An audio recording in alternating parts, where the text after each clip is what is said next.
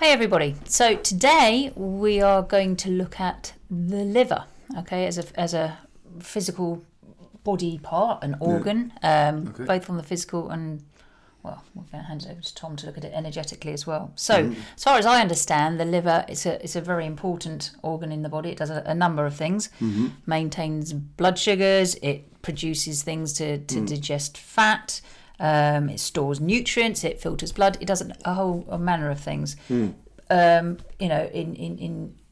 energetic terms, how do you see the liver?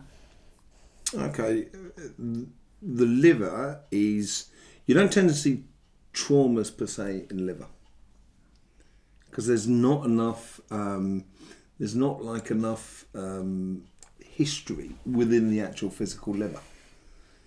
It's more sort of because the liver regenerates so quickly, it doesn't retain the memory cells of a long periods of time. So first things first, I don't look for it emotionally, as it were, or traumas and stuff like that. What do you see when you see a liver first? Okay, so when I see the liver, when you're dealing with energy healing, you've got to find a protocol which is practical and fast, because energy is really fast. It will give you the information really, really quickly. So I look at doing archetypes of everything I'm looking at. And when I've got an archetype, I can then see whether there's a problem. So, for example, a liver is very simple. It's like a diamond for me, but placed on its side, like a playing card diamond, And it's placed on its side. And as I go round, if I get the top section, which is like that, rather than straight, that's because the person in front of me doesn't consume enough water, for example. Okay, so dehydration can be picked up through that. Yeah, and I often see it. So if I'm looking at, say, like people's joints, and they get, they got arthritis and problems in their joints. So general inflammation. I go, inflammation. I go straight to the liver to find out whether they're drinking enough water. Okay. I don't ask them, because everyone will turn around and say, yeah, I think so. I have a cup of tea every now and then. So something from as simple as the shape, right from the first thing, right from the get-go, from looking at it. Okay, so then you can then also, I could look at liver, and sometimes you can look at, I'll be looking at someone, and they're sort of saying, I'm just missing a bit of fire, a bit of determination, a bit of I tend to, I'm a bit of a yes person and stuff like that, and I don't tend to be, I'm not decisive enough, and that's where the liver can really come into play. It can, emotionally or spiritually or energetically, it can give you that sort of instantaneous sort of like hit, as it were. So I see, when I'm looking at a liver, first things I check is it getting enough water? Because it needs a lot of water, because that's what it's filtrating. It's creating that acidity, that bile in a way, which then is redistributed through the gallbladder and everything and like that. And that digests fat, so it's... Yeah, so it's got to be quite toxic in a way, But you need good it needs to be well watered. And if the liver is missing water, the rest of the body. It's much easier to see whether a liver is missing water, hydration, than say like a joint. Is the texture different? I mean, I know you sort of go in and almost feel the liver. Yeah. So does the texture feel different on a dehydrated liver? So you can liver? I can look at it energetically, like an energetical footprint, or I can actually physically look at it. It's like watching a television program that's showing you operations and stuff like that. So you can see it physically as well. But when I'm feeling it and I put my hands across it and kind of taking the person's liver, I take your liver, take it out like that, and your liver's actually really good. You know Excellent. what I mean? Glad to hear it. Yeah, it's not bad. You don't drink. No. Really? No. She gets completely... Absolutely no, not. Absolutely not. It's... you can feel it sometimes where it's almost a little bit too severe, and sometimes it can... sometimes when you wash a plate and you kind of yeah, and it's a bit squeaky, a bit leathery. Yeah. I'm not a great. I don't eat a great deal of liver. And not my strange texture anyway, isn't it? Yeah, and as kids, it's like when they used to serve you liver at school, it was just kind of like, wow, I don't like it. That was really nasty stuff. But that's as kids, because we have a different taste palette as kids as we do as older people. But so that's the sort of thing I look at. And there's other things as well that happen with it, is where, and I'm looking at it, and it could be like it's just bloated, right? But like with bubbles going around it, and that's when it's about time to change the filter. You need to clean your liver. So is it like a fatty liver? Is that what's fatty termed? liver. Right. So you need. And what could you do? Is just a off the cuff. What can you do to help that? Well, that's a very physical sort of thing, in the sense where you have sort of hot water with a quarter of a lemon squeezed in it. Now you either have that first thing in the morning. Before you eat? Yeah, the moment before you eat, and you shouldn't really eat anything for half an hour, 45 minutes after you've had like a cup of tea, like a cup of water, a cup of tea with with a bit of, with real lemon juice squeezed in it. Not the things you buy in the squeezy bottles, real half or a quarter of a lemon, depending on the person. Talking about your liver, talking about your stomach. I know that's the problem. Is that an energetic symptom? As in, if you're focusing on something, can you reproduce the symptom illness from it? Yeah, that is the danger of the healer. Okay. So if someone comes to see me and they say like I've got liver cancer, if I get emotionally too attached to the situation or the client or things like that, I can reproduce the symptoms within me, and eventually I could reproduce the illness within me. And that's why the biggest thing about being an energy healer is knowing yourself. So is it more, like a mirror almost? Are you kind of mirroring their situation? Yeah. Some people, that's what they say is sort of empathy, and empath. Empathic, yeah. Yeah, empathic. And, it's that's just one element of it. It's like... so would you even feel pain if they were in pain? Oh, yeah, no, I definitely feel pain. So if there was a cancer, would you be able to see the cancer on the liver? If I'm looking at the liver, yeah, because it'll get like... it'll be like... if you imagine like you've burnt yourself and it sort of scabs, but the scabs are not... It's not a full scab. Mm-hmm. It's a bit broken and cracked and stuff like that. It looks a little bit like that. Okay. So I'm going there, and also you'll get divots that go into the liver where it's eating away at the liver, and you'll see like this glowing ball of cancer, as it were. Okay. So then that's the cyst and what have you. So we will go into cancer in more depth in other episodes, but it's always interesting to see how you perceive it, and because it's an energetic imprint. It's not physical, and it's not going to obviously look the same if you were to cut the liver open, but this is how it's shown to you. So what other sort of liver problems can you, we've talked about fatty liver. If alcohol was a problem, does that create the fatty effect, or what does alcohol... No, it creates like a false cancer in a way. It does create I wouldn't say it's pitted, but I would say it's like massively dehydrated. Okay. So it's almost as like it's eating away at the edges, and it's a lot smaller and everything like that. And it's like, it's not good. So that's a whole range of kind of the mirror image or the imprint of the physical. So underpinning that emotionally, what sort of things do you come across that can potentially create, other than physical, what you're doing to your own body? What emotional things affect the liver? If you have anger issues and difficult in dealing with anger and directing, because anger isn't in itself is not a bad thing. Is like nothing. I don't believe in anything being bad or anything being good. It's just the way we interact with it and react with it, and that's what I do a lot within in the Astroflower readings. I don't necessarily try and predict the future. I try to help people to interact with the energies that are coming through the system and where your energies are best served and approach things. Yeah, exactly. So someone who's has anger issues, and sometimes it's an anger inside that they don't express. So then, therefore, you'll find storing it. Yeah, and you'll find that also within the digestive system, because the liver is connected to the digestive system. And so, it's like you go from one trail to another, and that's when you start getting, I can get inner visions. I can also get audio sort of stuff going on. So then, you've got to, I teach people to learn. That's what I do within my workshops.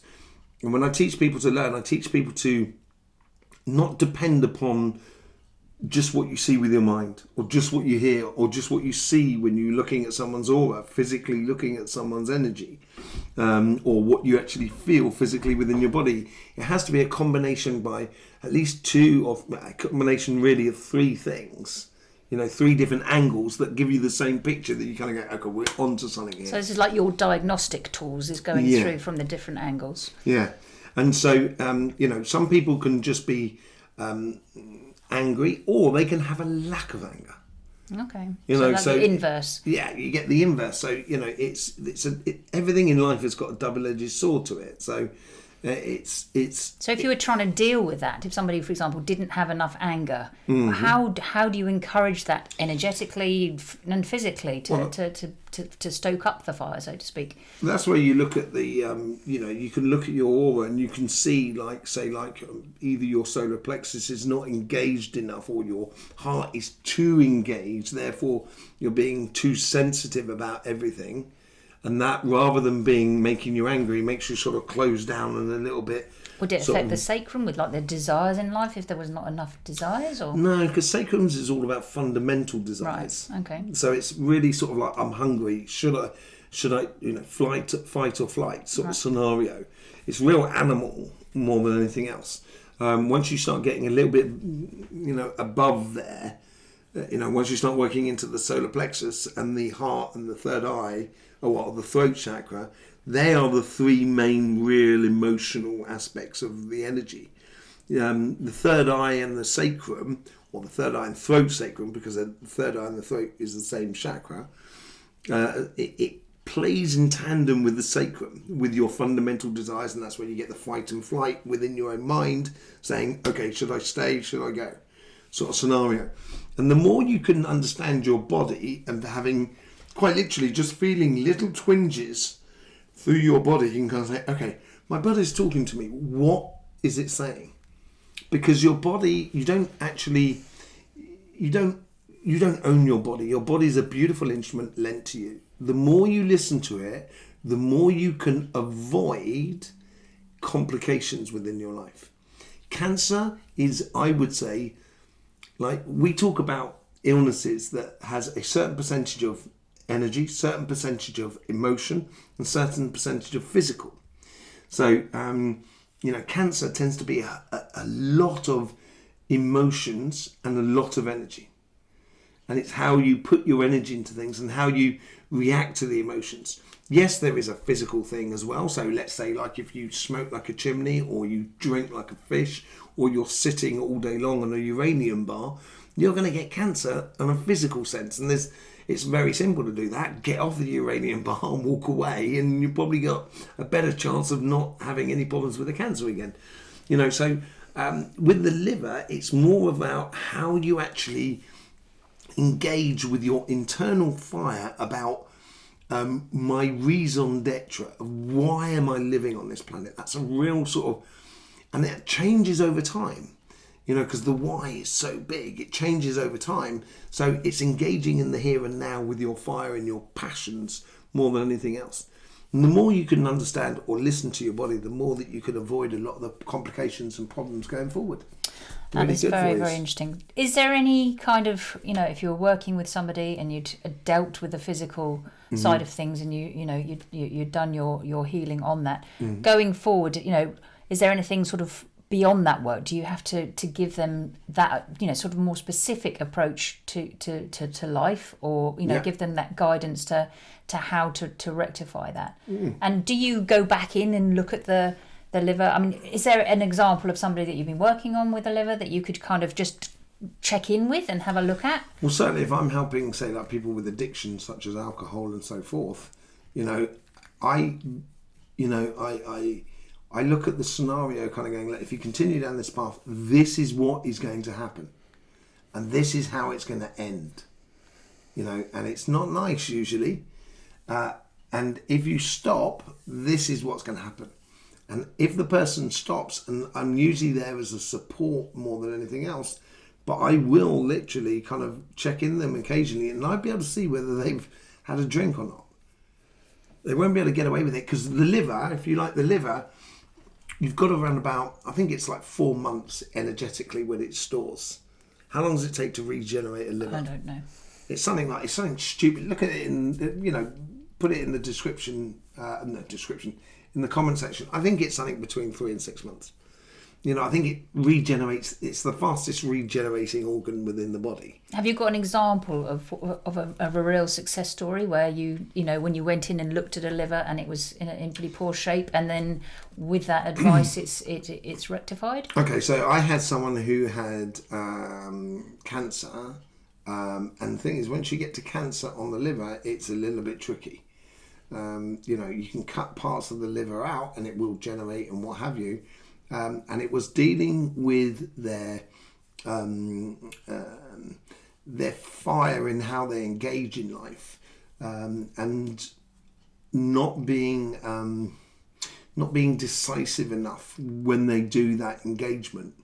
And once we looked at what they were doing in the way of pleasures for themselves, but also engaging in the world around them of determination of career path and so forth, the moment we looked into that, all of a sudden they got into a rhythm in their life that was much easier to deal with the stress.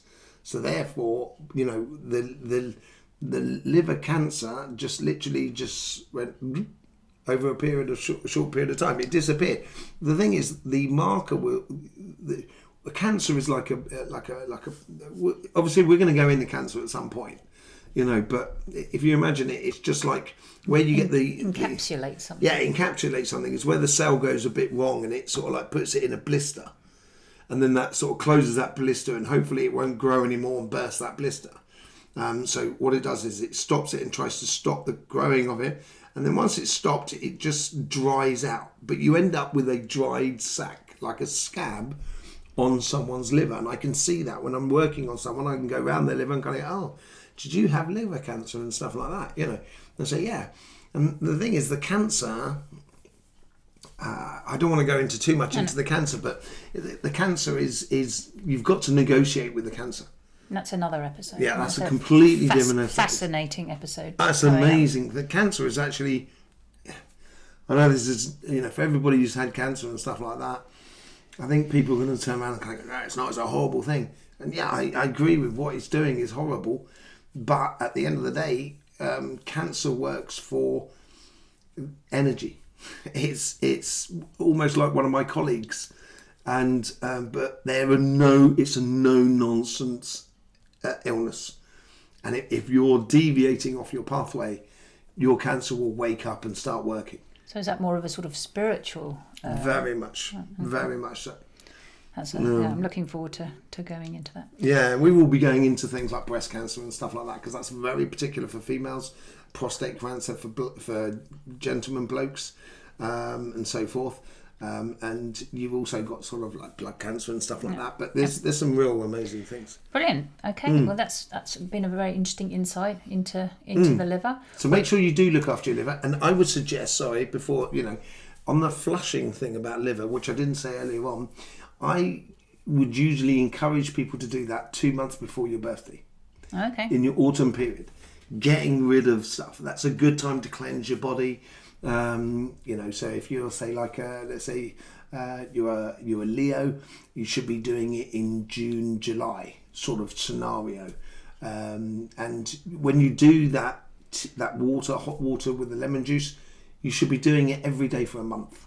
And we're going to talk more about rhythms as well, and the best time to do things, the best time to, for example, alcohol to give up, or to a whole number of totally. Situations. Because some people do, some people consume stuff, addicted to stuff, and if they stop, it actually causes more problems than if they actually remain addicted to it. So it has to be managed. It has to be very managed, okay. And everything is a progressional transition between one state and another. Okay, brilliant. Okay, until the next episode, we will be inviting questions in, won't we, in lives coming up. Yeah. So that if you've got, what we're trying to set up is at the end of the week to a roundup of the topics that we've been talking about on the channel during the week, where you can ask questions according to all the topics we've been talking about, and also random questions.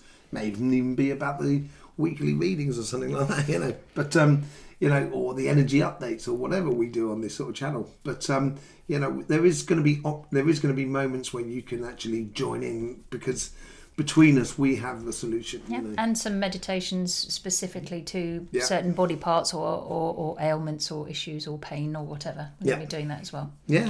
We've got a lot going on. Brilliant. It's great fun. So until the next time.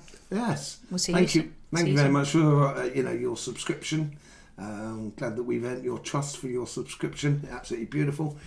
We'll see you soon. In the meantime, don't forget, life should be fun. So please do enjoy.